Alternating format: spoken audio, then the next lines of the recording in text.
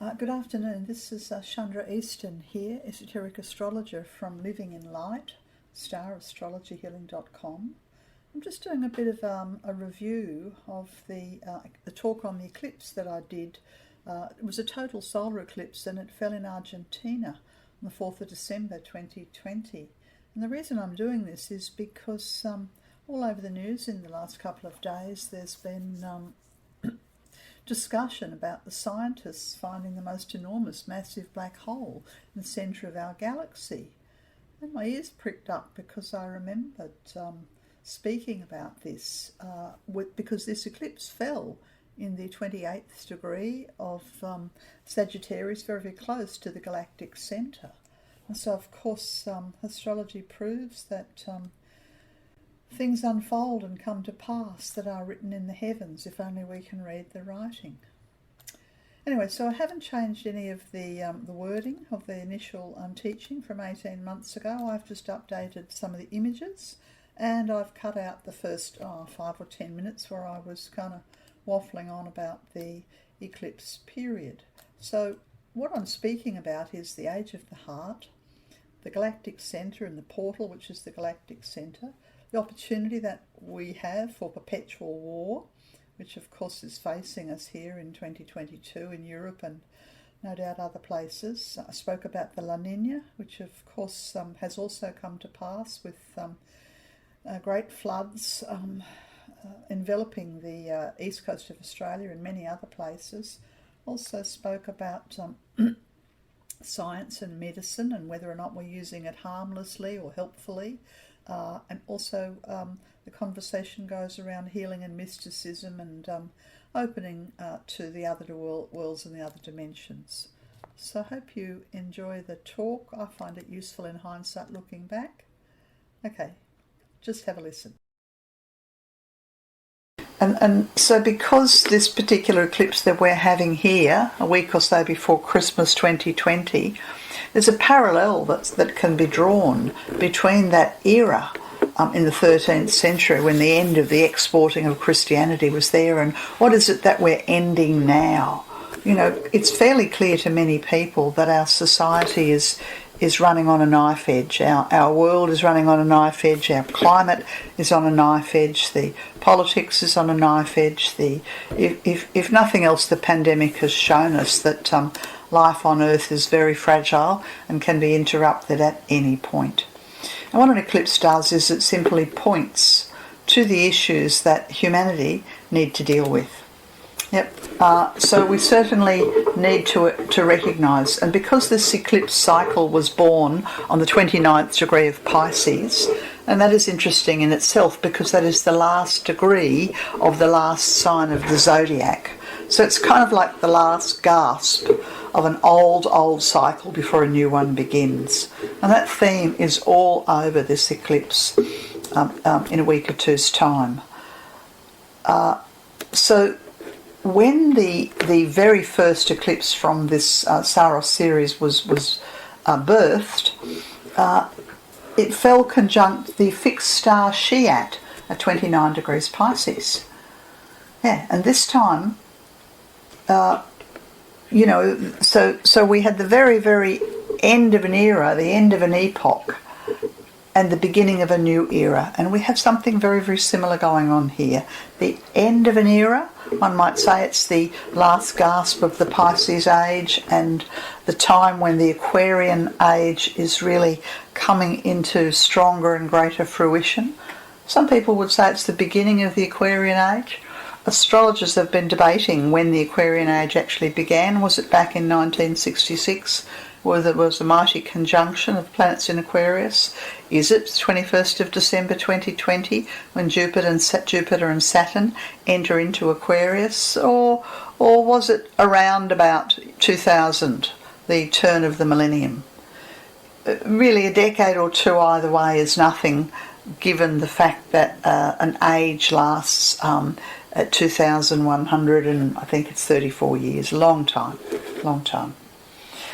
But we are awaiting better times on Earth. We are awaiting greater humanity. We are awaiting the age of the heart. And there's something about this eclipse cycle that has the theme of the messenger. Shiat, the fixed star Shiat, is in the constellation of Pegasus, and it's a star on the front forelock, I think it is, front left-hand forelock of Pegasus. And the theme that goes with this fixed star is that who goes forth and returns. And when I was reading about that theme associated with Shiat, it reminds me of the avataric impulse, because we do have holy ones who come forth, and they attempt to bring us inspiration and teachings and guidance and support and direction. And this has been going on for millennium. We have been visited from the stars. We have been visited by souls who have great wisdom, great compassion across all religion, across all cultures and teachings, to try and bring us the wisdom of the heart. And so I think it's possible that there will be very significant souls born in December 2020, and possibly even in January when the sun enters into Capricorn, because Capricorn is noted as the sign of the older souls. Because this is a momentous period in history. We are going through very, very major global transformation. As I said, we've gone through the process of the Great Transition. We've been through fairly accelerated ascension, and we are now in what is termed the Great Change. Yeah. Okay. Other things that I wanted to talk about this eclipse is the fact that the 27th, on the 14th of December, the sun is in the 27 degrees and 3 minutes of Sagittarius. Yeah, and this is what the astronomers have computed to be the centre of the galaxy. Yeah? I found a very, very beautiful image here of a vortex at the very centre of our galaxy. You know, there's something about the central point of anything that holds the essence. Yeah, so it's as if we have arrived at a momentous ending of an era. We have arrived at a momentous ascension or transformational period, and a period where I think there will be avataric teachers born or appear. Yeah? And hopefully what we have is the opportunity to raise consciousness on Earth. Yes, as we move through this very significant eclipse crossing the galactic centre. One of the things about the galactic centre is the Sabian symbol, and the Sabian symbol for the 28th degree of Sagittarius is a beautifully built bridge. A heritage of unknown ages still spans the beautiful and wildly primitive stream. And as I read that sentence, it reminds me that we are attempting to build a bridge of light between the known world and into the invisible worlds, the unknown worlds, between the world of matter and the world of spirit. A splendidly built bridge. Now there are souls who have already built this bridge, and they traverse and they go across the bridge, receive their initiations, greater light, and they bring that greater light and teachings and healing back to us. From heritages, we are receiving a heritage of unknown ages. You know, life on Earth has been going on for millennium. There's so much that we have forgotten about who we were. You know, how did ancient Egypt develop so profoundly? What is it that's been lost? You know, in South America, in China, in so many places, we have lost our heritage. We've kind of lost our way. But this bridge of light, this splendidly built bridge that spans the land on one side across the wild and primitive stream to the inner realms of light, I think is a wonderful, wonderful metaphor for the galactic centre. I like the words wildly primitive stream. Yes. I'll just go back and mention something briefly about a Shiat, this beautiful fixed star in the foreleg of Pegasus. Ptolemy from the ancient teachings speaks about Shiat as a Mars-Mercury star, meaning that it holds potentially great brilliance or mayhem and disaster, depending upon how it's used. So we are at a pivotal point where we can access our brilliance and access the brilliance of the ages gone by and access the brilliance of life beyond our galaxy. Maybe the centre of our galaxy is a portal to other realms. Or we can unfortunately use Mars and Mercury negatively and create a lot of conflict and a lot of destruction. I say we go for the higher option. We go for the insight and the brilliance and the follow the arrow of the Centaur, follow the arrow of Sagittarius on through the galactic centre to realms transcendent. Okay, I think I'd like to talk a little bit now about this eclipse chart.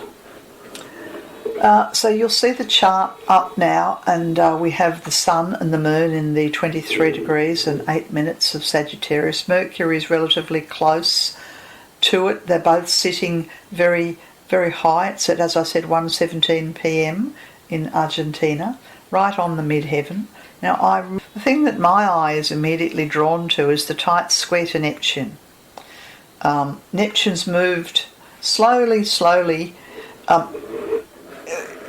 All year, Neptune square the nodes, square the south node and square the north node. We've talked about nothing else except the virus and the pandemic and the infection rates and things like that and the deaths. And Neptune square the nodal axis has got a great deal to do with the spiritual wake-up call for humanity. Yeah? Neptune at its lowest vibration governs infections and illness and weakened immune system and pandemics, and at its highest vibration governs an awakening to the fact that we are spiritual beings. Neptune's sitting very prominently in this chart, this solar eclipse chart for 14 December 2020. It's right on the ascendant within 3 degrees. Neptune's 2 degrees square to Mercury. It's a 5 degrees square away from the eclipse. And all the red lines that you can see that are gathering and focalising on the left-hand side of the chart are all going to Neptune and the ascendant. In short, this is a very confused chart and a lost chart and an ill chart. The best that we can say about this eclipse chart is that the pressure to find ourselves and to recognise ourselves as a species who are seeking to cross the bridge, this beautiful, splendid bridge across the wild stream towards the realms transcendent through the heart of the galactic centre. It's a wake-up call, and for those who are awake and looking and listening and tuning in, then it will assist. You know, what is it they say on an aeroplane? You know, you need to have your you need to know where the seatbelt, where the parachute is. So the Neptune in Pisces on a Pisces rising is reminding humanity that our spiritual connection with the planet, with each other, with the earth, with the different races and nations and creeds, that is our parachute. And if we fail to recognise that we are one humanity, then we end up separated and confused and lied to and cheated and lost and chasing wild fantasies. Yeah? So let's go with the higher option of Neptune, which is to take time to tune in, to work compassionately, to strive to speak truth, and if we can't speak kindly, then don't speak at all. Yes. Okay, you'll see the 3 planets in Capricorn. Pluto's there, Jupiter's there, and Saturn's there in the 11th house. And yes, the world is still coming through the other side of the economic crisis, and the governments are busy making rules. Yeah. in this chart you'll see Saturn is a hair's breadth away from Aquarius. It's almost at 30 degrees Capricorn, and by the time we get to the 21st of December, Saturn will be in 0 degrees of Aquarius, and Jupiter will have joined it at 0 degrees of Aquarius, and we will have one next momentous step forward into the age of Aquarius, the age of the heart. The $6 million question really is it an age of the heart based on the soul principles of unity and being there for each other, in which case we will have connections to beings from other realms, we will have technology that is good for everybody. If on the other hand it's the egos, humanity's lower nature that's driving the change, then we have a misuse of power and a misuse of technology and a distortion of data and a control of people or citizens or individuals through the technology. So we either have the expanded consciousness of the group, effectively the age of Aquarius, or we have the far more limited, negative, controlled, mental opposite. Again, I'd prefer to have the visitations from deep space. I'd prefer to find ways of using technology that helps us overcome some of the crises that have been created to do with the haves and the have-nots, to do with the climate, to do with money. Yeah? So I would hope that the best of the Aquarian impulse, which is the second reign of the heart, comes forward. But it won't come forward without a lot of confusion. It's because the Neptune is under great duress.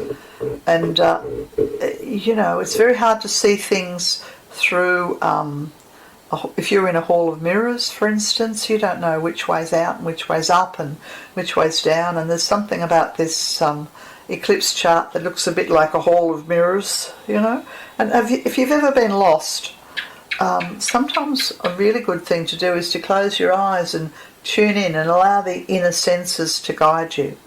And I think I should have said before that the eclipses, we have generally 2 of them a year, sometimes more, but generally 2 of them a year, and they last up to 3 years. And this is a mutable eclipse, a total mutable eclipse, and so the effect of it will go on and off and on and off. It's almost like one of those hazard lights that flashes if a car's broken down on the highway. And I think that there will be many governments or many aspects of human society who have lost their way and the hazard lights are on.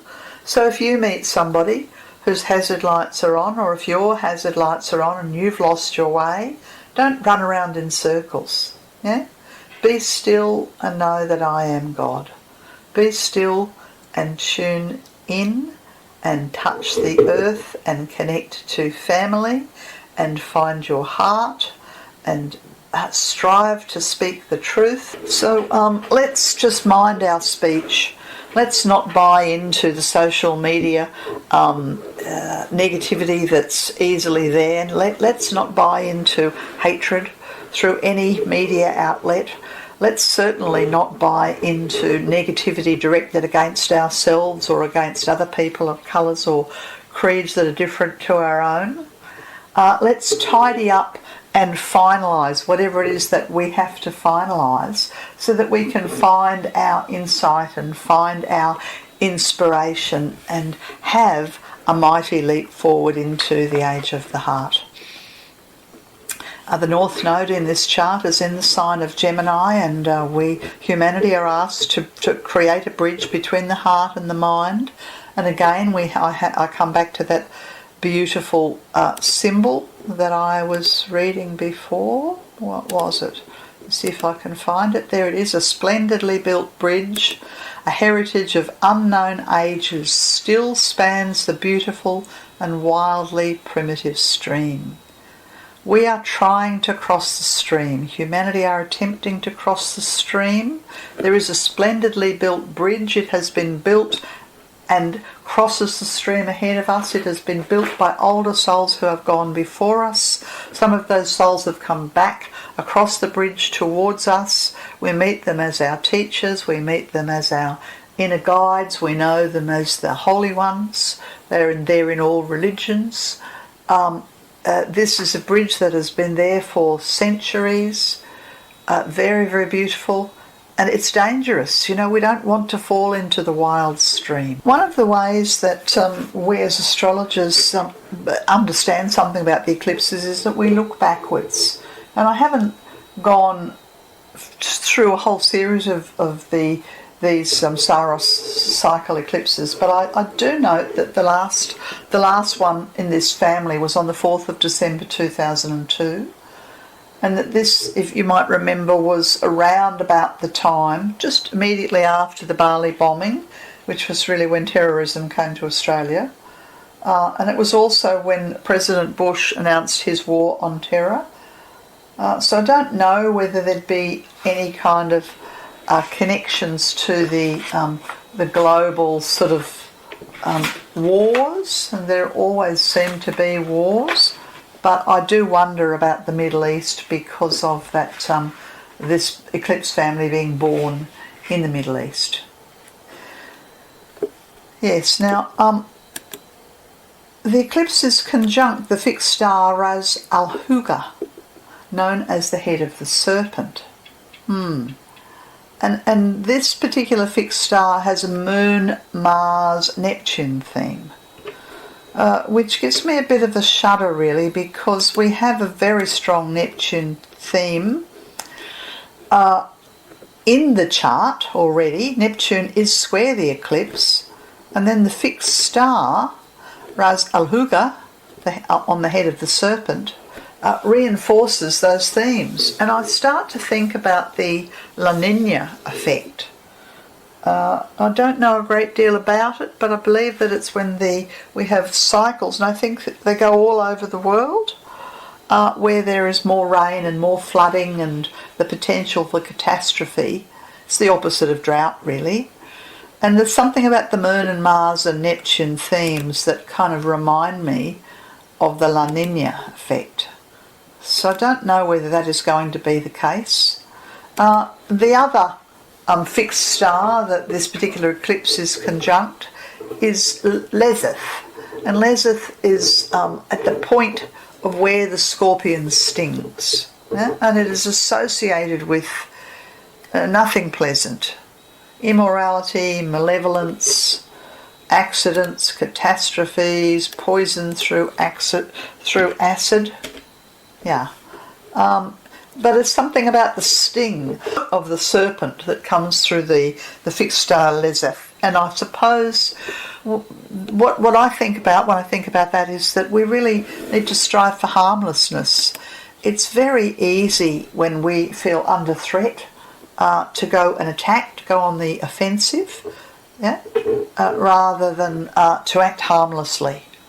So I think there's something about this sort of sting of the scorpion where we can go, okay, all right, well, how harmless can I be in my life, and how harmless can the nations be? Ras Al Huga has the highest or the lowest. As I said, I told you it has a connection to waterlogged things and a connection to infections and epidemics, but the higher vibration of Ras Al Huga is a response to the spiritual vibrations, and it's very mystical healing energies.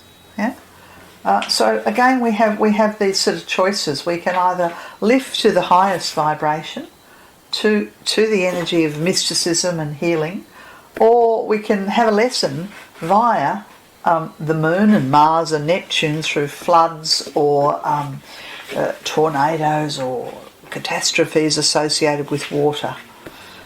Let's see if we can lift ourselves to the heights of mystical connection, and let's refrain from using our sting, the scorpion sting.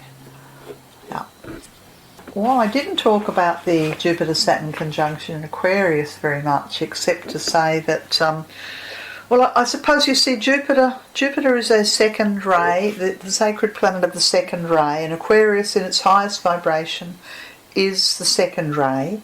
But Aquarius also has a strong connection to the fifth ray. So I would hope that there will be a generation of souls coming through who can bring in higher wisdom, higher technological wisdom, and use it in an intuitive capacity for the benefit of humanity. I know that a lot of the technology is used to control humanity. Some of it's actually harmful to humanity. We are yet to discover the medical fraternity are yet to discover the links between our technological zealousness and the rollout of the 5Gs and all of that, and how it's connected to, the increasing rates of Alzheimer's and the plethora of autoimmune illnesses, and on it goes. So I would hope that we get some of the highest and the finest vibrations of Aquarius, and we get really fine, wonderful medicine, energetic medicine. I hope that we make connection into enlightened beings beyond our sphere who can guide us, who come to us from the bridge. I hope that enough of humanity are willing to take the steps forward and to stand up for the climate and the planet and for humanitarian principles. And if enough of us are willing and able to do that, then we would be able to stand tall and proud, being citizens of this most wondrous earth that we live upon. We stand at a point of great potential, and maybe that's because this eclipse is at the point of the galactic centre, that we stand at this pivotal point of great potential. So let's maximise it. Let's work with prayers. Let's work with healing for the earth. Let's spend time in contemplation and silence. Let's work with the energy of forgiveness. Let's pray. Let's sing. Let's lift our vibrations to the highest that we can to make the most out of the angular Neptune in this solar eclipse chart. Pisces is the rising sign, and Pisces asks us to live according to our spiritual principles and to stop the dillying and the dallying, and to give up on the cruelty. Venus is in Scorpio in the chart. Let's give up on the cruelty. Let's make amends. Let's bring our personal will under control of the higher self. That's Chiron in Aries in the first house.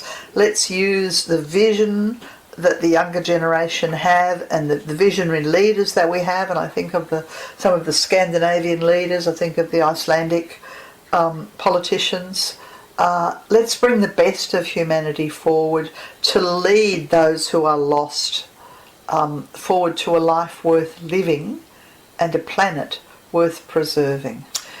The impact of this eclipse will run on and off for the next up to 2 or 3 years. And as I said earlier, if you have planets in the 23rd degree of Gemini, Virgo, Sagittarius or Pisces, then this eclipse has got your name on it, and there will be major things for you to learn and opportunities for great healing and opportunities to find yourself aligned through music, through song, through love, through family, through community, through service, with the best that you can be. And if we're all able to do that, then we will truly have a birth into the age of the heart, and the holy ones on the inner levels of earth will be very, very happy. I think that's all I've got to say. This has been Chandra Easton from starastrologyhealing.com, living in light. Hope to connect with you at another point. Thanks for listening. Bye.